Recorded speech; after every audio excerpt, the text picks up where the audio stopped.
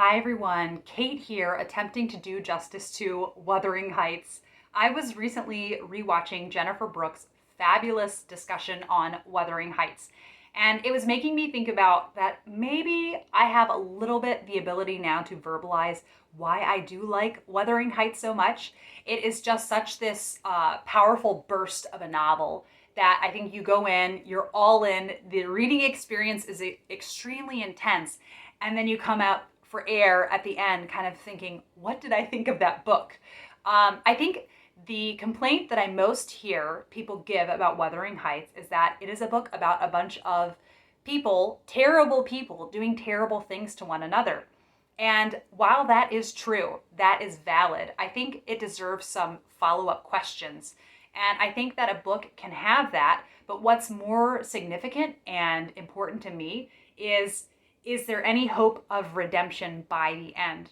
Is there any hope of people being able to change those cycles of violence? It's a novel where you're really seeing people caught up in cycles of violence, and you see in other unhealthy, negative behaviors in families that if children see that growing up and are not taught anything different, they think that is the way that you behave. So those questions are more significant to me than what happens in the book. It's the ending, what happens with the ending. And I think in Wuthering Heights, you do see a possibility of redemption. You see some hope with the next generation. You see the possibility that, the new generation can come in and make this tragic situation less tragic. I think that's one of the most noble things a person can do, is to come into a terrible situation and make it less terrible. And I think other books that have similar things in them, like Jude the Obscure by Thomas Hardy, people doing so many terrible things to other people. A modern novel, Fates and Furies by Lauren Groff, people doing terrible things to other people. But to me, their view of humanity is vastly different.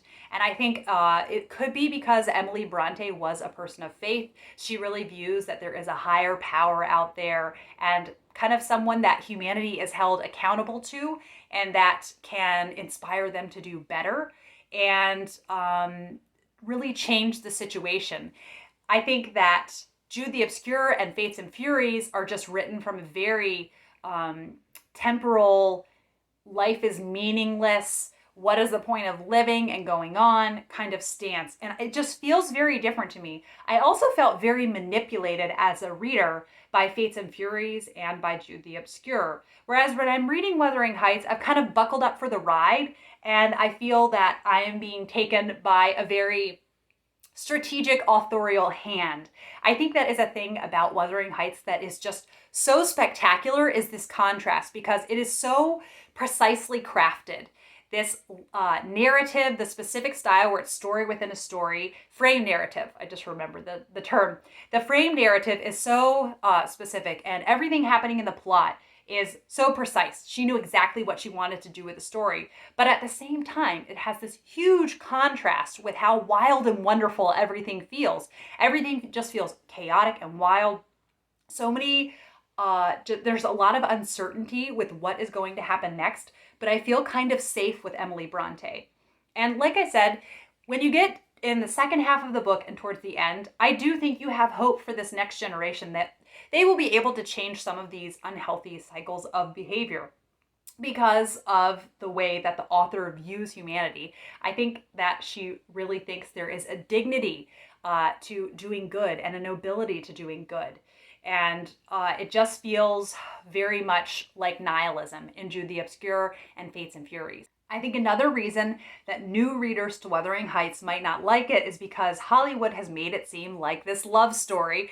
And they go in, and I know I saw someone on their Insta stories doing this whole rant about how unromantic it is, and Heathcliff is a terrible love interest. Yes, he is a terrible love interest. It is not a romance. And so I think maybe some readers, that could be a reason why it's off-putting, because this is not a glamorous romantic story at all.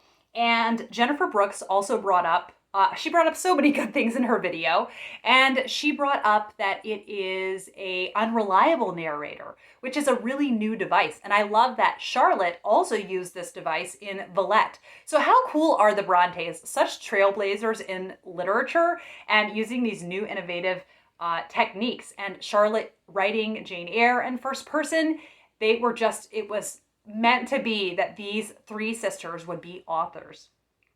Also, a really new kind of technique is that from Wuthering Heights, you are getting a villain origin story.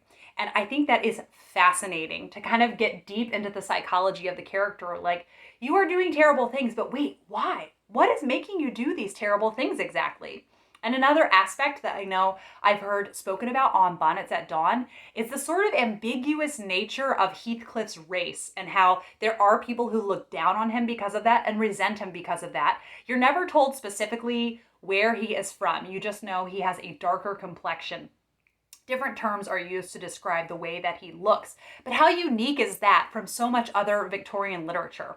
Now, I wanted to read to you the preface to Wuthering Heights that Taylor from the Babbling Bee read aloud to me last year, and I had never read it. So thank you, a huge thank you to Taylor for reading this preface to me, because it is so beautiful and full of just admiration for the amazing work that is Wuthering Heights. And it says, Wuthering Heights was hewn in a wild workshop with simple tools out of homely materials. The statuary found a granite block on a solitary moor. Gazing thereon, he saw how from the crag might be elicited a head, savage, swart, sinister, a form molded with at least one element of grandeur, power. He wrought with a rude chisel, and from no model but the vision of his meditations. With time and labor, the crag took human shape, and there it stands, colossal, dark and frowning, half statue, half rock. In the former sense, terrible and goblin-like. In the latter, almost beautiful, for its coloring is of mellow gray, and moorland moss clothes it, and heath, with its blooming bells and balmy fragrance, grows faithfully close to the giant's foot. I feel that preface was written with such love and admiration for a sister's beautiful work. And I think another thing that appeals to me so much about this book is the stark contrast that you see with how precisely it is constructed, how deliberately, and then how wild and wonderful the plot is, and how full of chaos and characters that have contrasting qualities to them. And it just feels really, certain characters feel extremely unpredictable, and like you just don't know what they are going to happen. It's what they are going to do next. It's a book full of loose cannons as our leading characters. A term I heard used by my husband to describe actually Jane Eyre. He read Jane Eyre this past winter, and he used the term thumos, which is a Greek term which means spiritedness. And I just thought, what a beautiful and perfect term to describe Wuthering Heights and Jane Eyre.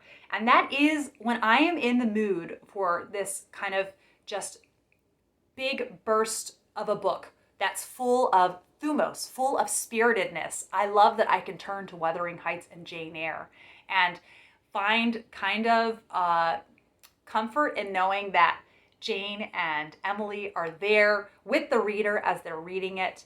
And although there are terrible things, particularly in Wuthering Heights, that are happening, I do think it ends on a really hopeful note.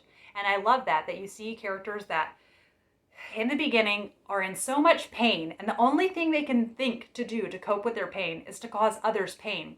And in the next generation, kind of them taking a step back and looking at all of the pain that has been in their family and saying, you know what, maybe I can take this tragic situation and make it a little bit less tragic. And I think that should inspire us in our daily lives to make hard things a little bit less hard for the others around us. And I just really love to feel all the feelings. Sometimes when I read books, there is this sort of otherworldly, almost bordering on supernatural quality to Wuthering Heights. And I find it's a similar experience when you go on a walk with really dramatic weather, stormy weather or very windy. Don't you just feel extra alive when you're experiencing weather like that? I hope that I have conveyed a little bit my love for Wuthering Heights, why I love it. I will never ever be able to do it justice, but those were just a few thoughts I wanted to share. And thank you for watching. I hope you're having the best Victober, and I'll be back with another video soon. Bye.